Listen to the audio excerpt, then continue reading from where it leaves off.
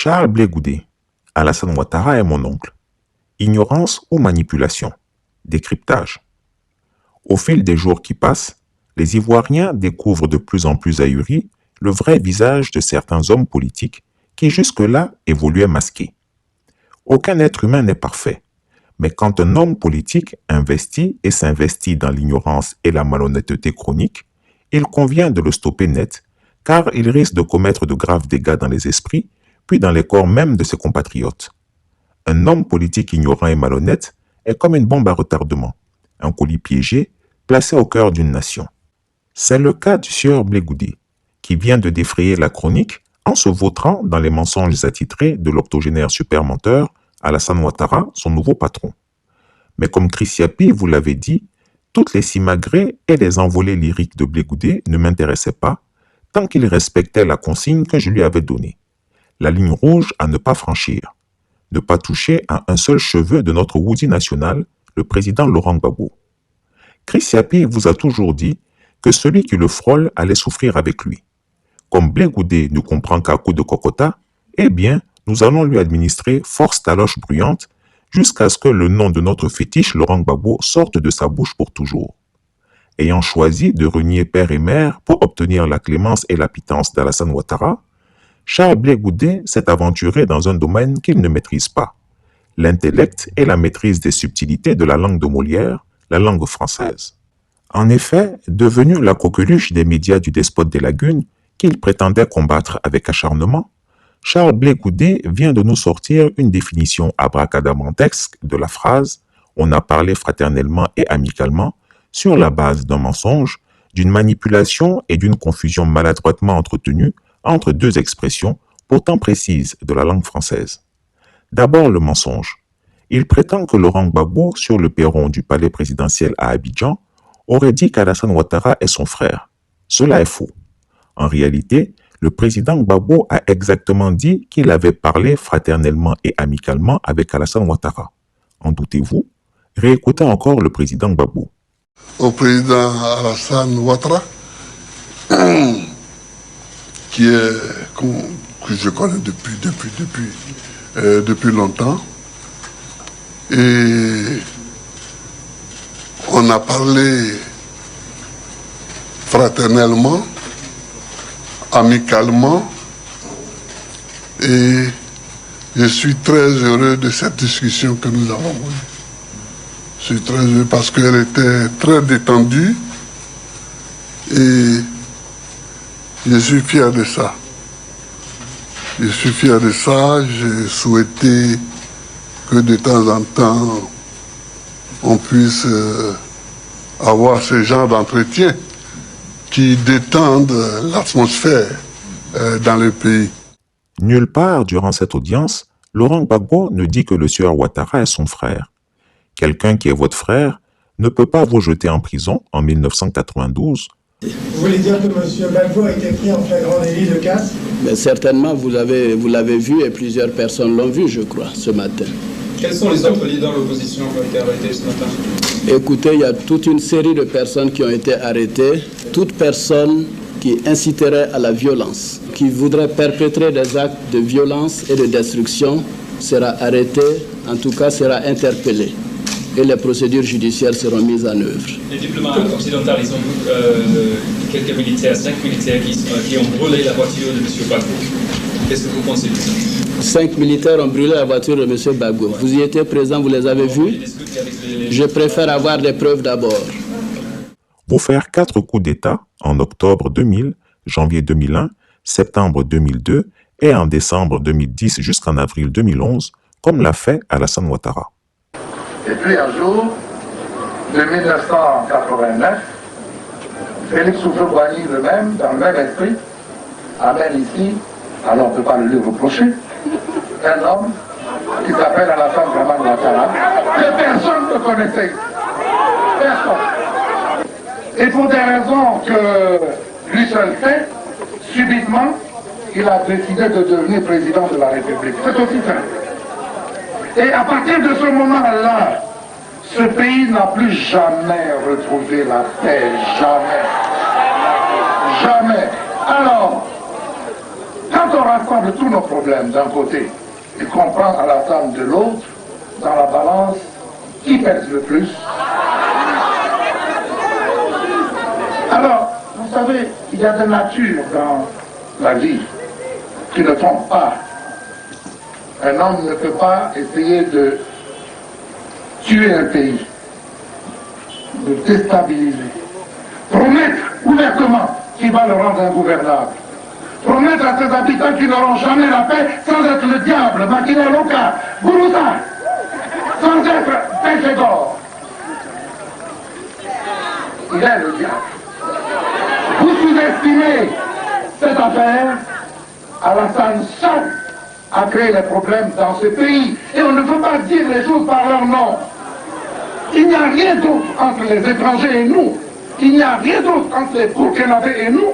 Il n'y a aucun autre problème. Cela fait 30 ans que nous vivons ensemble. Nous n'avions pas de problème. Ni eux, ni nous. Même sur les terres, nous arrivions en fin de compte à nous entendre. Quelque part. Or voilà que débarque quelqu'un qui dit que lui veut occuper le seul fauteuil que les Ivoiriens veulent. Vraiment, on lui dit non. Et quand on lui dit non, d'une manière ou d'une autre, en passant par le droit ou par d'autres moyens, on lui explique qu'il ne peut pas être président dans ce pays, il vous dit, monsieur, je vais prendre ce pays. Et je vais vous dire pourquoi il ne faut pas sous-estimer ce qu'Alassane Dramane Ouattara dit. On a décidé qu'il n'était pas ivoirien quelque part, ou lui-même s'est arrangé pour ne pas être.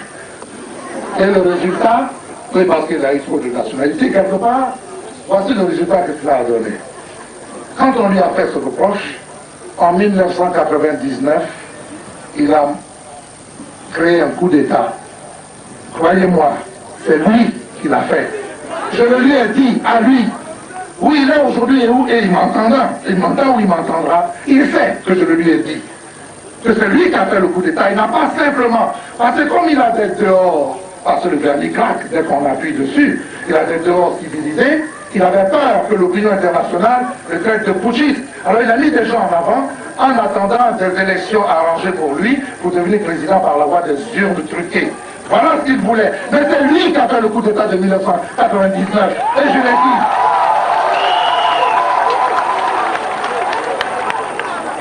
Mais comme au plan politique, ce n'est pas un génie. Peut-être en économie, parce que là je ne connais rien. Mais au plan politique, ce n'est pas un génie. Il s'est arrangé pour que ses propres partenaires l'écartent au cours de 2000, aux environs du mois d'avril. Il a été écarté par ses propres partenaires. Et il a commencé à ruminer un autre coup. Et les élections se passent. Et vous savez qui les a gagnés.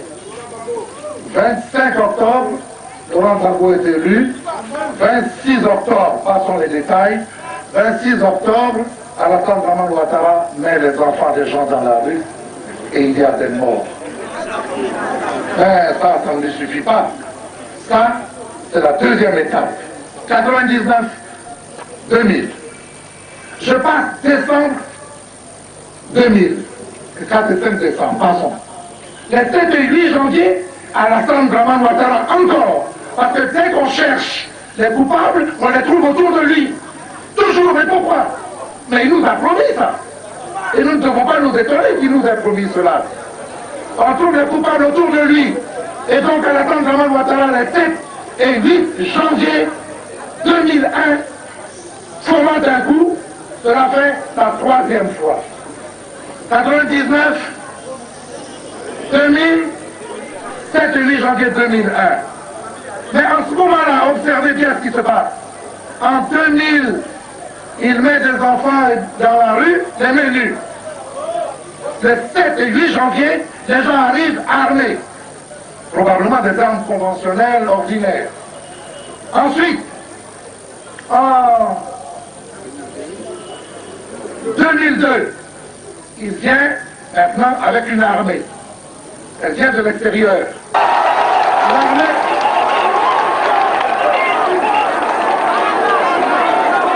L'armée vient de l'extérieur. Et elle est fortement armée. Elle est équipée, mieux encore que notre propre armée. Avec quoi? Notre argent qui a été volé pendant que vous était malade et qui a été constitué en trésor de guerre. C'est ça qu'on dépense maintenant pour venir nous tuer. Cette armée entre à Abidjan, elle tue des ministres, elle tue des gens, des gendarmes, des policiers, des innocents prennent des balles perdues. Même un artiste de renom tombe pour rien. Parce qu'Alassane Dramane Ouattara a armé ces gens. Mais attention, cela fait la 4e fois. Alors quand je dis qu'il faut se méfier, qu'Alassane ne changera jamais, qu'Alassane ne renoncera jamais, jamais tant qu'il sera vivant, il ne renoncera, vous croyez que je m'amuse? Eh bien, je vais vous dire.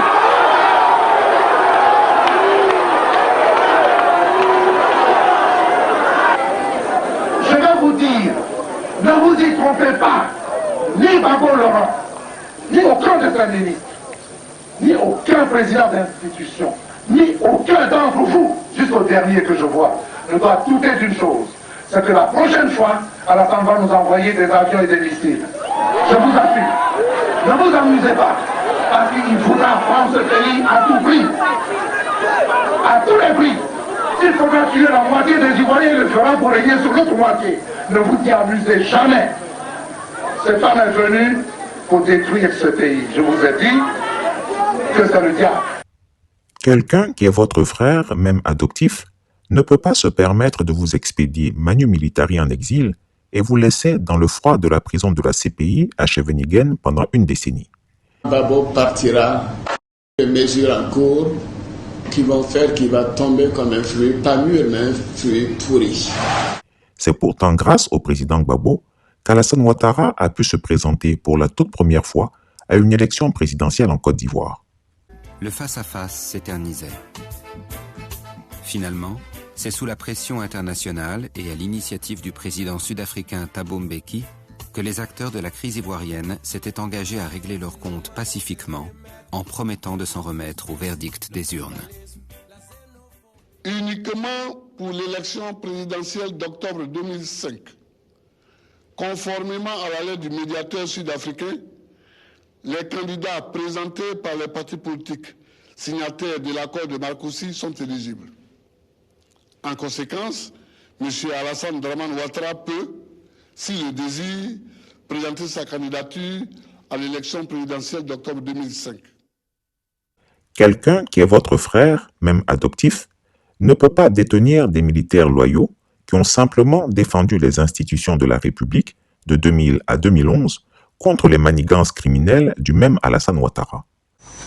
En ce qui me concerne, j'ai surtout parlé avec le président, j'ai insisté sur les prisonniers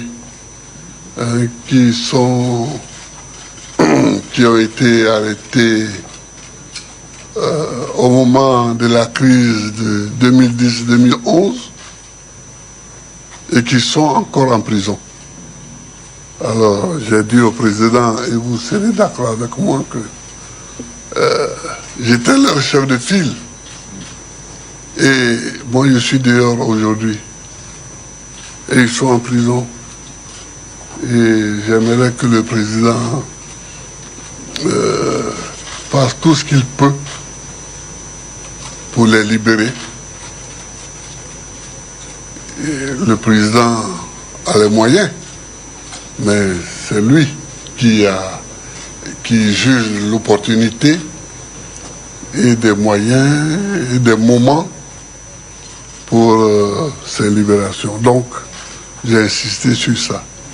Non, Laurent Gbagbo ne peut pas dire qu'Alassane Ouattara est son frère, sans renier par là même les crimes du despote des lagunes, applaudir sa méchanceté, sa vilainie et sa perfidie notoire.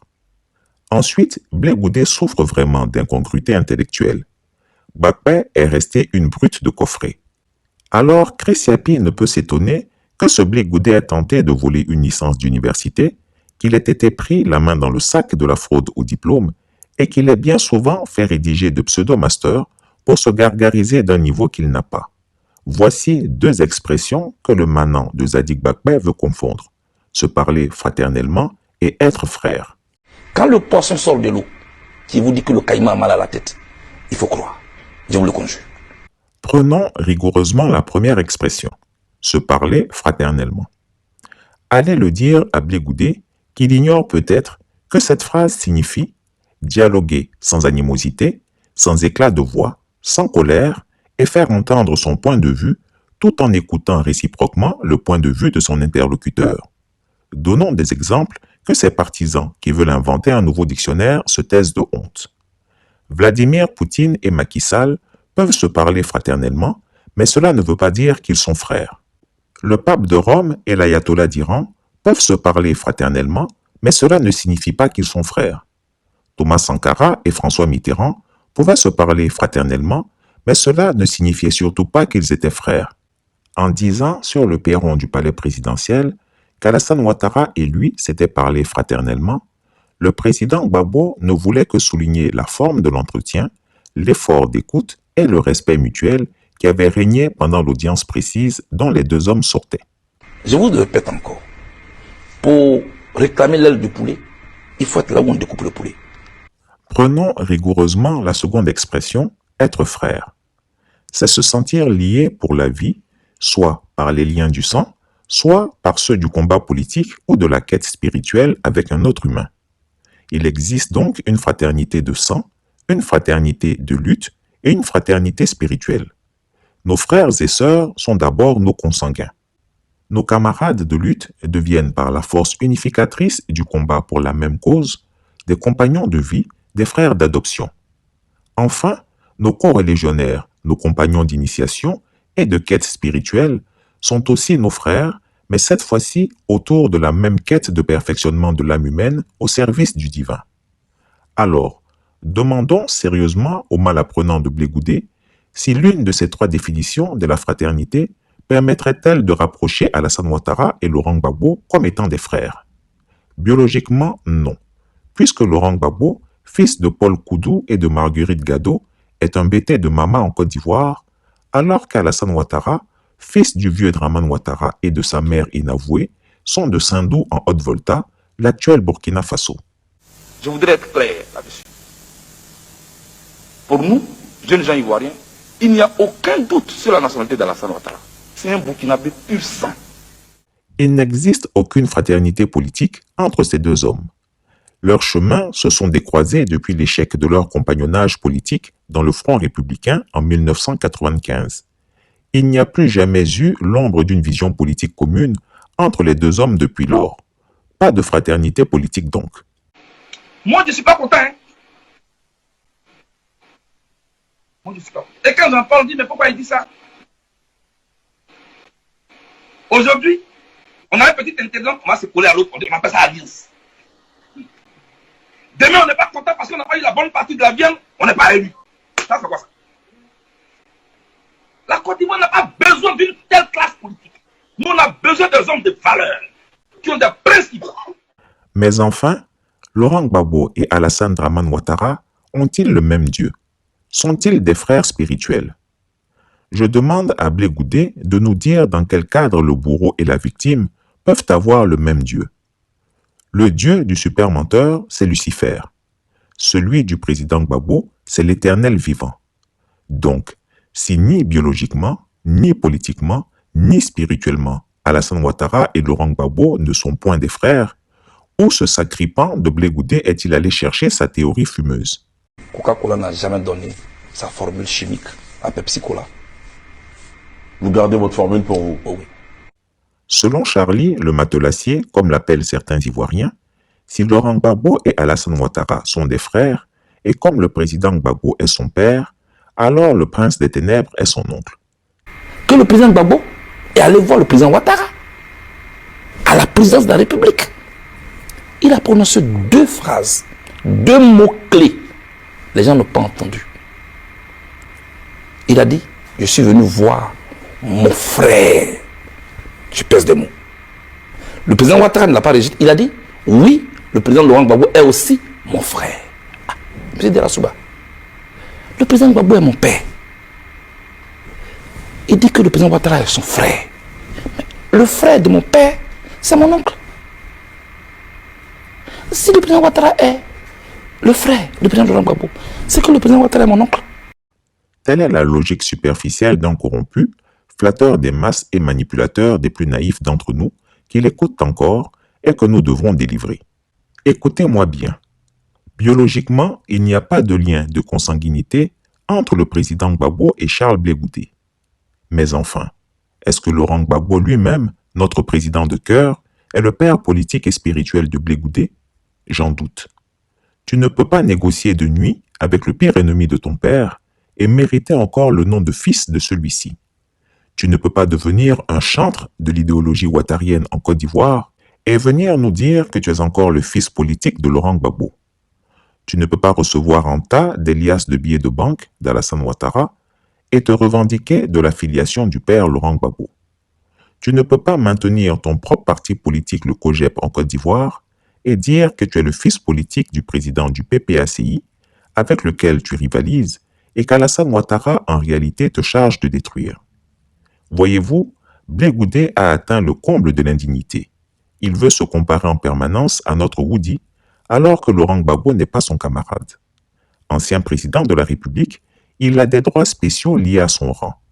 Le statut de Laurent Gbagbo justifie qu'il mène, au nom de son parti, les négociations et le dialogue politique avec Alassane Ouattara, l'usurpateur du palais présidentiel. Quant à Blé Goudé, il a même renoncé à son statut d'ancien ministre du gouvernement du professeur Akeumbo pour s'agenouiller devant Alassane Ouattara et sucer ses 4 volontés. Sinon autrement, il aurait exigé un passeport diplomatique. N'avez-vous pas remarqué qu'il ne signe plus le ministre Blé Goudé? S'il est garçon, qu'il se présente encore comme ancien ministre en Côte d'Ivoire. Il va voir ce que le tyran ivoirien va lui faire. L'instructeur, M. Ouattara a eu, monsieur, vous prenez sa cadeau, il a lui donné. Deuxièmement, M. Ouattara, ici, sous le code de CRDA, fraternité matin du 27 septembre 1982, ici à l'hôtel d'Ivoire. Voilà M. Ouattara, à côté de M. Bani. Il a été décoré comme Burkinabé. Voilà, lui de Burkinabé. Les Ivoiriens vont-ils transformer leur destin à quelqu'un qui s'est fait décorer sous la nationalité par ses intérêts et qui aujourd'hui veut nous diriger? Babo Laurent vous connaît et vous le connaissez. Pour vous, il partage son pouvoir avec M. Ouattara. Pour vous, il partage son pouvoir avec des gens qui n'ont même pas droit. Franchement, Chris Yapi donne un conseil vital à Blé Goudé. Sache-le, Alassane Ouattara est un rancunier notoire. Et quand il commence à t'appeler mon fils, serre tes fesses, surveille tes arrières, sinon tu vas rejoindre au plus vite ceux qui ont cru en l'affection de ce monstre et qui méditent actuellement sur leur sort de mettre sous terre. Ils sont nombreux, ceux qui se crurent fils, frères, neveux, papa et maman d'Alassane Ouattara. Mal leur en a toujours pris. Le deuxième conseil de Chris Yapi est que Blé Goudé dissolve son COGEP et arrête de faire la concurrence au PPACI, le parti du président Gbagbo. Qu'il vienne se mettre à la disposition de celui-ci en attendant sa clémence. C'est à ce prix que nous allons lui pardonner et l'accepter les bras ouverts.